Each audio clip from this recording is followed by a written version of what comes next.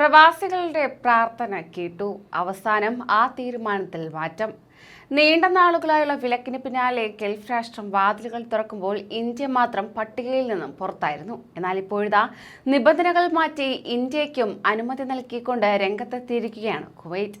നമസ്കാരം, പ്രവാസി മലയാളിയിലേക്ക് സ്വാഗതം. പ്രവാസി വാർത്തകൾക്കായി ഈ ചാനൽ സബ്സ്ക്രൈബ് ചെയ്യൂ.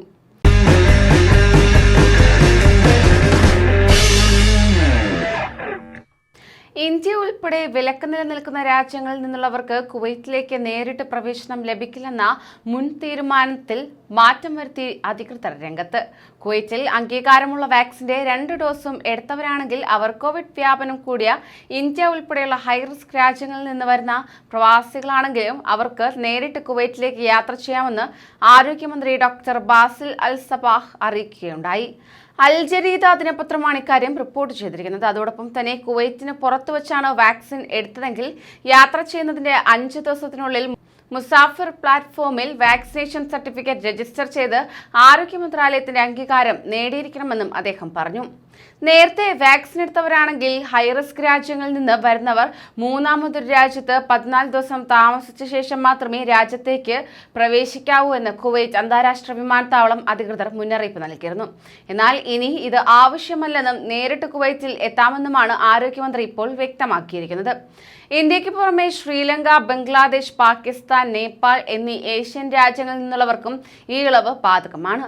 കൂടാതെ ഇന്ത്യയിൽ നിന്ന് വരുന്നവർക്ക് ഹോട്ടൽ ക്വാറന്റൈൻ ആവശ്യമുണ്ടോ എന്ന കാര്യത്തിൽ ഇതുവരെ വ്യക്തത കൈവന്നിട്ടുമില്ല.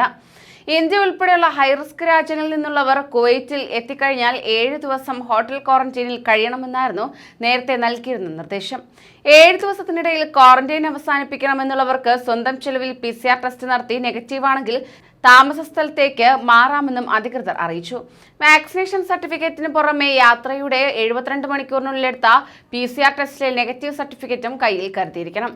അതേസമയം 7 മാസത്തെ യാത്രാവിലക്കിന് ശേഷം ഓഗസ്റ്റ് 1 മുതലാണ് വാക്സിൻ എടുത്ത പ്രവാസികൾക്ക് കുവൈറ്റ് യാത്രാനുമതി നൽകിയിരിക്കുന്നത്. എന്നാൽ ഇന്ത്യ ഉൾപ്പെടെയുള്ള ഏതാനും രാജ്യങ്ങളിൽ നിന്നുള്ളവർക്ക് വിലക്ക് തുടരുകയായിരുന്നു.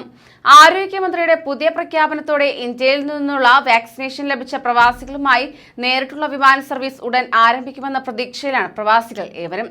വാക്സിനേഷൻ എടുത്ത പ്രവാസികൾക്ക് രാജ്യത്ത് പ്രവേശിക്കാമെന്നതുപോലെ തന്നെ കുവൈറ്റിന് പുറത്തേക്ക് തടസ്സങ്ങളില്ലാതെ തന്നെ യാത്ര ചെയ്യാമെന്നും ആരോഗ്യമന്ത്രിയെ ഉദ്ധരിച്ച് പത്രം റിപ്പോർട്ട് ചെയ്തു. നേരത്തെ വാക്സിൻ എടുത്ത സ്വദേശികൾക്ക് മാത്രമായിരുന്നു കുവൈറ്റിന് പുറത്തേക്ക് യാത്ര ചെയ്യാൻ അനുവാദമുണ്ടായിരുന്നത്. കൂടുതൽ പ്രവാസി വാർത്തകൾക്കായി ഈ ചാനൽ സബ്സ്ക്രൈബ് ചെയ്യൂ.